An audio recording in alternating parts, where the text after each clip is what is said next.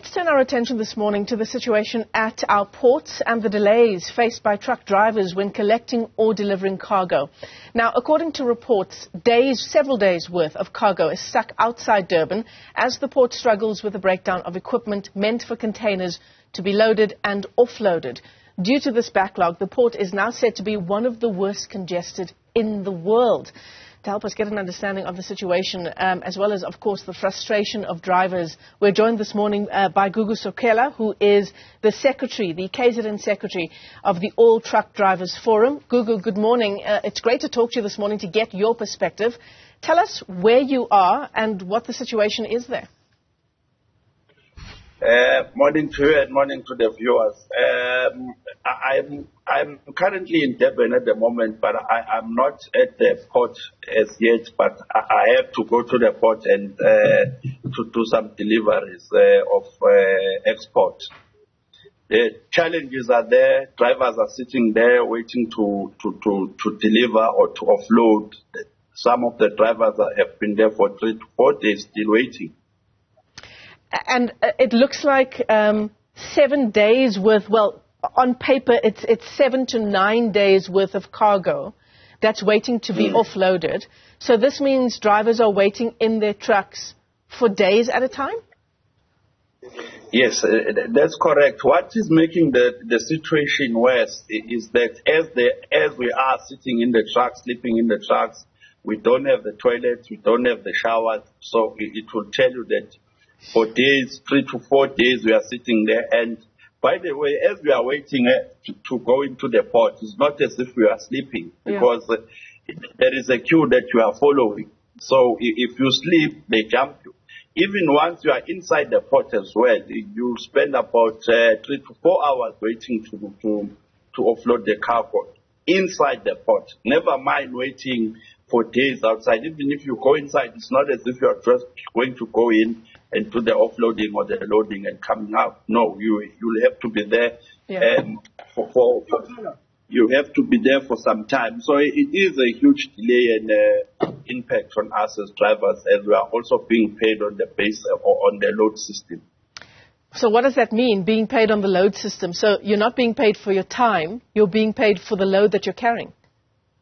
Yes, you are not being paid for the 4 days that you have been waiting in the port. You are only being paid for the load that you have. It's also one of the major factors in terms of the accidents that you are seeing on the road, because if the driver has been at the port for 3 to 4 days waiting to offload, it's not as if he's resting. And after he comes out there, he is chasing this load or sometimes chasing this kilometer, because you've been out of action for 4 days. It means that maybe a week, normally to get a good salary, you'll have to do about 2 to 3 trips a week. Now, if you have been there for 4 days, it means it's unlikely that you'll do the 3 trips. So one will try.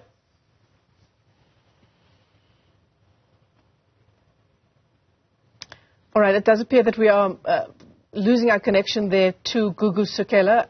Gugu, are you able to hear us? No, it does appear that his picture has frozen. But what a harrowing situation faced by truck drivers there. Gugu, we lost you for a moment there. But you were describing... No, sorry. Yeah, no, go ahead. Go ahead and finish your thought, please. Yes. Yes, and I'm sure that you are also aware with the N2 as well, the side tippers, same challenges, drivers being on the N2 for some time, in Richards Bay for days, same situation, no toilets, no showers, nothing. At the end, you are being paid on incentives of load and kilometer. And the only way when I look at it, and from our organization, when we look, we're thinking maybe it would be better to have some sort of staging areas where there would be toilets and showers and all of that. Because as we are saying, in the port, for us to go into the port, we have to park on the side of the road. Sometimes you're getting a ticket for parking where you are not supposed to be parking, and it's congested. There's no way you can't find a parking.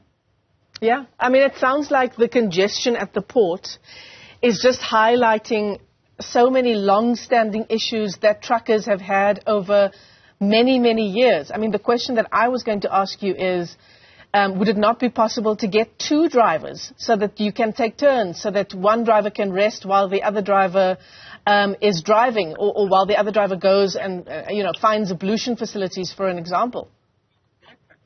Yeah, it could be a solution, but another solution or another major impact, especially in Durban, is that inside Transnet workers, there are people that are doing something that's not right, whereby they'll jam the slots. Maybe if there's like 25 slots, slots is where the trucks are allocated to come in and to come out.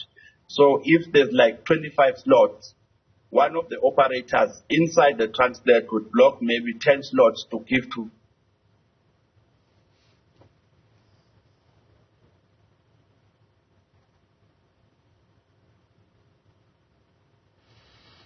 We do apologize.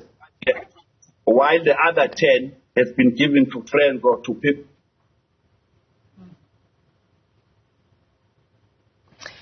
We really do apologize for our connection to Gugu Sokhela, because this is such an important discussion highlighting really the plight of truck drivers, not only insofar as congestion at the ports in KZN is concerned, but it sounds like long-standing issues with the treatment of truck drivers in their jobs. Certainly a situation that is completely untenable. And I wonder, Control, whether if we should redial Gugu and try and get a better line to him so that we don't lose what he has to say. Gugu, apologies to you as well. We do have some gremlins in the city, in the system, trying to stay with you, but we lose our connection to you every now and then. Gugu, let me ask you this. Is there will, insofar as the companies involved, to change the conditions under which truck drivers work? I think because as the trucks are standing there, even the operators themselves, the trucks are not making money for them. I don't think the operators like the situation that is there, because for them having a truck being parked for 3 to 4 days, they're not getting anything out of it. So I think there is a will, if there was something that they could do, especially in terms of the terminal, because for the operators, for transport operators, what they want is they want their trucks moving. Yeah, absolutely. So the situation that is there, I think, is beyond control. But also, as I highlighted, the corruption is also there inside the port. It's also playing some role whereby they'll jam the slots and give the slots to people that pay them, or people who give them something. Because you can't tell me you have about 2,000 transporters outside waiting to bring in the export, and only to find that sometimes only 5 slots are allocated or 10 slots allocated. It's not reasonable. But as the slots are closed, but you still find some transporters still coming in, still.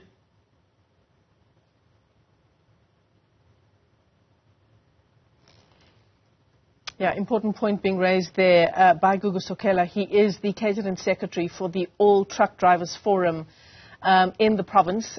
Really tough situation faced by truckers there with the delays at the ports. Gugu talking about corruption at the ports, people buying their way into slots. Of course, with each passing day, there is now a 9-day delay insofar as the SA Association of Freight Forwarders is concerned.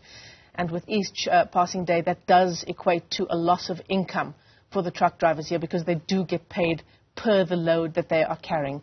We're going to try and re-establish a better connection with Gugu Sokhela and continue this conversation when we come back. Don't go away. All right, let's go back to our discussion earlier with Gugu Sokhela. He is the KZN Secretary for the All Truck Drivers Forum, and he joins us on the line. Gugu, thanks so much for staying with us here on the AM Report. You know, before we lost the signal to you a little earlier, you were talking to us about the will to help the situation insofar as truckers are concerned. What do you think some of the solutions are here? I think, firstly, it would be to design maybe some sort of staging areas whereby trucks will go in and wait, and where they'll have toilets, showers, a shop even as well, so that they can buy some food, even on the N2 in Richards Bay. a similar thing.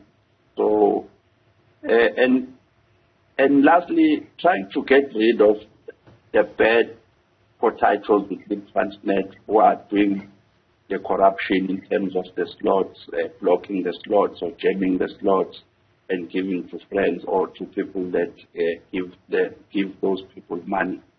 I think that would be something, but it looks as if Transnet is not worried about the whole situation, because when you look at it, they are the ones that are supposed to be coming up with plans in terms of resolving these issues that are there.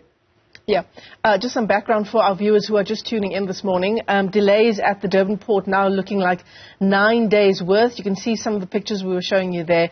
Trucks lining up en route to the port. There's no access to water, sanitation. There's no access to food. And to add to it, truckers are paid per the load that they are carrying and not for how long it takes to actually offload the cargo that they are carrying. Gugu, and of course this impact on your salary comes at an incredibly difficult time. It's the end of the year. Typically people have a lot more expenses going into December. It's a harrowing time for truckers involved in the situation. It's very bad for truckers. As I mentioned earlier, they are getting paid. We are getting paid on a load system. So normally for one to have what is called an average salary, a salary that you can survive with, it would help if you did around about 12 trips a month, meaning that a week you'll do about 3 trips. But when you look at it now, we have been packed for days, 4 days, 3 days, a week. It obviously you won't be making those 3 trips a week. So Monday comes, you are short. But even if now you were able to go in and drop off the export and you get another load going to Joburg, it means you are going to be speeding, firstly. Secondly, one is also tired, and that's where now the accident comes. That's now why you see that we are having plenty of accidents, of truck accidents. It's due to that one has not been rested enough, because as you are there, it's not that you are sleeping. You are moving, you are in a queue. You'll be in a queue for 3 to 4 or 5 hours, or even for days being on that queue. You can't sleep, you can't rest. And all of that. Now you are giving a load, you are going onto the road, and it's the danger now to the other road users as well. Yeah, absolutely. I can imagine that the impact on truckers is not just physical but mental as well, what it takes to queue for days and days on end. Gugu Sokhela, let me thank you for your time this morning, the KZN Secretary of the All Truckers Forum.